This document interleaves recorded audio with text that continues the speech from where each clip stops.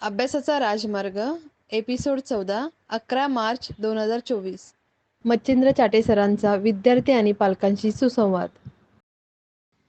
वेळेचे महत्त्व. नमस्कार मित्रांनो, आज आपण अभ्यासाचा राजमार्ग या विषयावर एक अत्यंत महत्त्वाच्या मुद्द्यावर बोलूया. मित्रांनो, प्रत्येक गोष्ट कशाची ना कशाची बनलेली असते. उदाहरणार्थ, एक चिखलाचा बैल बनवला, मातीचा बैल बनवला आणि अगदी लहान मुलालाही विचारलं की हा बैल कशाचा बनलेला आहे, की तो सांगतो मातीचा बैल बनलेला आहे. एखाद्या मुलाला विचारलं तुझा अभ्यासाचा टेबल कशाचा बनलेला आहे, तर मुलगा सांगतो माझा अभ्यासाचा टेबल लाकडाचा बनलेला आहे किंवा लोखंडाचा बनलेला आहे किंवा प्लॅस्टिकचा बनलेला आहे, जे असेल ते असेल. उदाहरणार्थ, आता मी तुम्हाला विचारलं की हे पुस्तक कशाचं बनलेलं आहे, तर मित्रांनो तुम्ही चटकन म्हणाल की हे पुस्तक कागदाचं बनलेलं आहे. तसं तुम्हाला काही विचारलं हे कुठली गोष्टीचं बनलेलं आहे, हे कशाचं बनलेलं आहे, तर शोधणं अवघड नसतं. पण कधी कधी प्रश्न थोडासा गोंधळात टाकतो. मला जेव्हा विचारलं गेलं की आपलं आयुष्य कशाचं बनलेलं आहे किंवा मानवी जीवन कशाचं बनलेलं आहे, तर जाहीरपणे आपण म्हणतो की बाबा आमच्या शरीरात जे काही आहे ते पंचमहाभूतांचं बनलेलं आहे. पण मित्रांनो, आपलं शरीर पंचमहाभूतांचं बनलेलं आहे, आयुष्य नाही, जीवन नाही. आपलं जीवन कशाचं बनलेलं आहे, आयुष्य कशाचं बनलेलं आहे.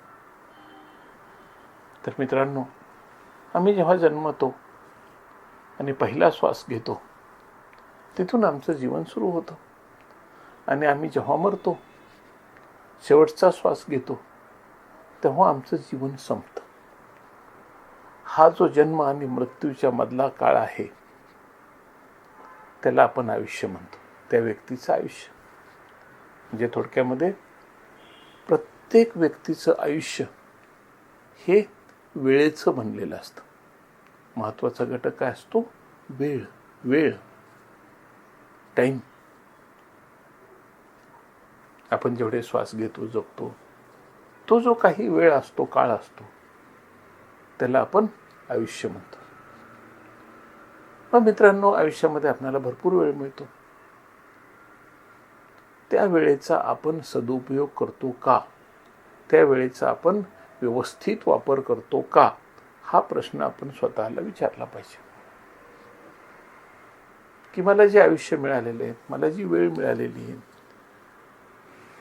ती वेळ मी योग्य कारणासाठी खर्च करतो का?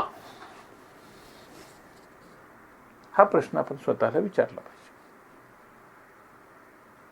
आणि मित्रांनो, म्हणूनच हा वेळ तुम्ही मोबाईल पाहण्यात, फेसबुक पाहण्यात, गप्पा मारण्यात घालवू नका. हां, तिथलं तुम्हाला काही योग्य मिळत असेल तर बरोबर आहे. तिथून तुम्हाला काही ताकद मिळत असेल, प्रेरणा मिळत असेल तर ठीक आहे. पण तासनतास फेसबुक पाहतोय, काय करतोय? काय नाही, टाइमपास करतोय.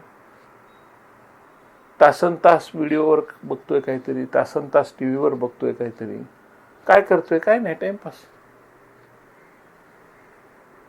मित्रांनो, जी गोष्ट परमेश्वरानं तुमच्यासाठी एक निश्चित कार्य करण्यासाठी दिलेली आहे, जर तुम्ही अशी चुकीच्या पद्धतीनं खर्च केली तर तुमचं खूप काही शिकायचं राहून जाईल. म्हणून मित्रांनो, प्रत्येकाने आपल्या आयुष्यातला वेळ, आपल्याला मिळालेला वेळ हा योग्य गोष्टींसाठी व्यवस्थितपणे वापरला पाहिजे. जे कोणी व्यावसायिक असतील त्यांना या गोष्टीचं महत्त्व कळतं आणि अनेक व्यावसायिक आपल्या व्यवसायासाठी पूर्ण वेळ देतात, खूप वेळ देतात. सकाळी उठल्यानंतर लगेच ऑफिसला जातील, कामाला लागतील, दिवसभर काम करतील, घरी येतील, दुसऱ्या दिवशी काय करायचं याचा विचार करतील आणि आपल्या व्यवसायाला झोकून देतील आणि त्याचा फायदाही मिळतो त्यांना. व्यवसाय व्यवस्थित चालतो, पैसा मिळतो, नाव मिळतं. पण चाललोय आरामात, काय बघू, काहीतरी उघडू ऑफिस, काय त्याची घाई आहे, जाऊ नंतर. तर अडचणीत याल तुम्ही. मित्रांनो, तसं प्रत्येकाने आपणाला एकच तर गोष्ट मिळालेली, वेळ. आणि ती वेळ आम्हाला व्यवस्थित वापरता आली पाहिजे आणि ती आम्ही वापरली पाहिजे. जसं आम्हाला कधी आई किंवा वडील काही पैसे देतात की चल तुला खर्चासाठी हे 100 रुपये ठेव, आणि नंतर मग हिशोब विचारतात. बऱ्याच वेळा मुलगा म्हणू शकतो, हिशोब विचारण्यासाठी पैसे दिले होते का? नाही बेटा, तू हिशोब त्यांनी विचारला पाहिजे तुला, कारण तू खर्च कशावर केलेस ते सांग. तुझा खर्च काय झालाय तो सांग. मग तू त्याचं फूल घेतलं, स्टेशनरी घेतलीस, पुस्तक घेतलंस, कागद घेतलास, चित्रकलेचं सामान घेतलंस, काय घेतलं असेल ते सांग. म्हणजे मग तुला आणखी खर्चासाठी ते पैसे देतील. मित्रांनो, परमेश्वराने आम्हाला वेळ दिलेली, आणि परमेश्वर आम्हाला एके दिवशी विचारणार आहे की मी तुला एवढा वेळ दिला होता, तू या वेळेचा काय उपयोग केलास? मग आम्ही काय सांगणार? फेसबुक पाहण्यात वेळ घालवला, यूट्यूब पाहण्यात वेळ घालवला, टी व्ही पाहण्यात वेळ घालवला, पिक्चर पाहण्यात वेळ घालवला. मित्रांनो, करू नका असं नाही म्हणत. मी सुद्धा माझ्या आयुष्याचा फार मोठा खर्च, फार मोठी वेळ ही चित्रपट पाहण्यावर, क्रिकेटची मॅच पाहण्यावर किंवा टी व्ही पाहण्यावर खर्च केलेली. तुम्ही करा, पण त्याचं एक प्रमाण ठेवा. त्याचं एक प्रमाण ठेवलं पाहिजे की मला माझा वेळ चुकीच्या पद्धतीने खर्च करायचा नाही. हे प्रत्येकाने स्वतःशी संकल्प केला पाहिजे की मी माझा वेळ व्यवस्थित गोष्टीसाठीच वापरेन. मित्रांनो, तुम्ही मला विचाराल काय केलं पाहिजे, तर मी तुम्हाला सांगेन की आपण कृती केली पाहिजे. वेळ कशासाठी असते? कृती करण्यासाठी असते. जसं पूर्वीच्या काळातली ग्रेट माणसं आहेत, तुम्ही काय करता म्हणून त्यांना विचार, आपण त्यांचं चरित्र अभ्यासलं तर आपल्या लक्षात येईल की त्या लोकांनी त्यांचं जे ध्येय ठरवलं होतं ते ध्येय पार पाडण्यासाठीच आपल्या वेळेचा व्यवस्थित वापर केला. आमचं ध्येय ठरलेलं असेल तर आम्हाला सुद्धा हे निश्चित कळतं की मला माझा वेळ अभ्यासासाठी खर्च केला पाहिजे. शिक्षकांना त्यांनी त्यांचा वेळ मुलांना शिकवण्यासाठी खर्च केला पाहिजे.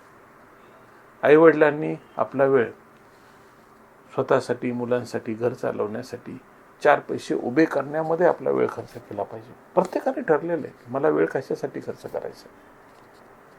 मित्रांनो, विद्यार्थ्यांसाठी ही वेळ फार महत्त्वाची असते. आणि एक गोष्ट आहे त्याच्यामध्ये पुन्हा, की गेलेली वेळ परत येत नाही. जे गेले ते गेले. नवलकर आम्हाला नेहमी सांगायचे त्यांच्या भाषणामधून की कितीही संपदा मोजली तरी आयुष्यामध्ये एकदा गेलेला वेळ परत येणार नाही. म्हणून विद्यार्थी मित्रांनो, तुमच्याजवळ जर सगळ्यात महत्त्वाची गोष्ट कुठली असेल तर ती आहे वेळ.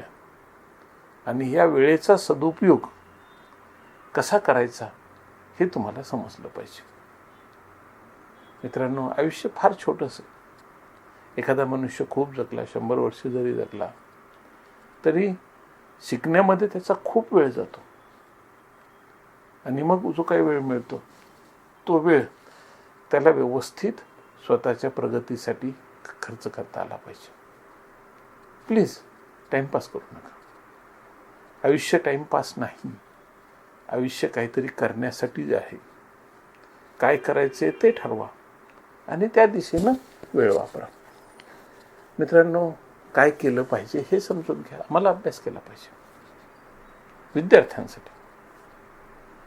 विद्यार्थ्यांसाठी कर्तव्य काय आहे, विद्यार्थ्यांचा धर्म काय आहे, तर अभ्यास करणं. आणि हा अभ्यास करण्यासाठी आपल्याला जास्तीत जास्त वेळ कसा देता येईल हे प्रत्येक विद्यार्थ्यानं बघितलं पाहिजे की मला माझा वेळ कशासाठी खर्च करायचा आहे. अनेक गोष्टी. एक, तुम्हाला स्वतःसाठी पण वेळ खर्च करायचा आहे. आणि तुमचं शरीर आहे, तुमच्या शरीराला काही ना काही मोमेंट हवी आहे, काही ना काही बघायचं आहे. त्याच्यामुळं प्रत्येक मुलांनी स्वतःवर स्वतःच्या प्रगतीसाठी वेळ खर्च केला पाहिजे. चालण्यासाठी वेळ दिला पाहिजे, खेळण्यासाठी वेळ दिला पाहिजे, पण स्वतःच्या अभ्यासासाठी सुद्धा वेळ दिला पाहिजे. आणि ह्या वेळेचा व्यवस्थित वापर केला पाहिजे. एक अशी कथा आहे की एक मुलगा परीक्षा देत होता आणि त्या मुलाला लक्षात आलं की मला काहीच येत नाही. मग म्हटलं काय करावं, म्हणून त्यांनी जो कोणी पेपर तपासणारा असेल त्याला एक पत्र लिहिलं की अरे माझं ऐका, तुम्ही मला मार्क देऊन टाका आणि मला पास करून टाका. मला पास करून टाकल्याने तुमचं असं काय बिघडणार आहे? इतक्या मुलांना मार्क देत आहे, मलाही दिले तर काय हरकत आहे? त्या एक्झामिनरने खाली उत्तर लिहिलं, तू मला प्रश्न विचारू नकोस, तू स्वतःला प्रश्न विचार की जर तुझ्याकडे इतका वेळ होता तर या वेळेचा तू योग्य वापर केला असतास तर तुला असं लिहिण्याची वेळ आली नसती. मित्रांनो, एक गोष्ट आहे, आम्हाला सगळ्यांना हा नियम लागू आहे की आम्हाला जेव्हा वेळ मिळतो तेव्हा त्या वेळेचा खरोखर व्यवस्थितपणे आम्ही वापर केलेला असतो का? आणि तो जर वापर व्यवस्थित झाला असेल आणि योग्य मार्गदर्शनाखाली झाला असेल तर तुम्हाला निश्चित मार्क मिळू शकतात, चांगले मार्क मिळू शकतात आणि तुम्हाला असं लिहिण्याची वेळ पडणार नाही. तो शिक्षक पुढे लिहितो की एवढी तुझ्याजवळ पुस्तकं होती, तू ती वाचली असतीस वेळेवर तर तुला ह्या सगळ्या प्रश्नांची उत्तर आली असती. तसं मित्रांनो, आमचं आयुष्य आम्हाला पुन्हा प्रश्न विचारणार आहे की अरे तुला वेळ मिळाला होता, तू शिकला का नाहीस? तुला संधी मिळाली होती, शाळा मिळालं होतं, कॉलेज मिळाले होतं, तू शिकला का नाहीस?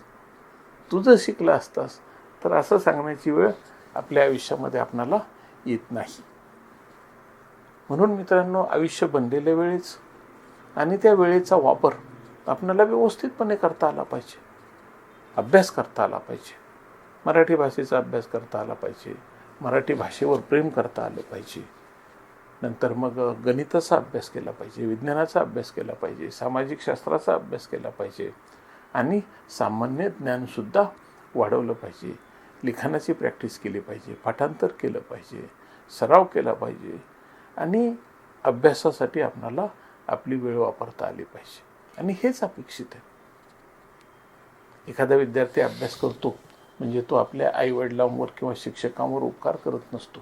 तो स्वतःचं भविष्य, स्वतःचं जीवन घडवत असतो आणि त्यासाठी जर तो काही करत असेल अभ्यासाचं काम तर तो अतिशय योग्य करतो. आणि जेव्हा विद्यार्थी हे करण्यापासून परावृत्त झालेला असतो त्यावेळेस शिक्षकांनी त्याला बोलावून त्याच्यामध्ये अभ्यासाची आवड निर्माण केली पाहिजे आणि त्याला अभ्यास करायला लावलं पाहिजे. मित्रांनो, वेळ फार महत्त्वाचा आहे. हा वेळ, गेलेला वेळ परत मिळत नाही आणि आलेला वेळ फार वेळ तुमच्यासोबत थांबत नाही, तो वेगानं निघून जातो.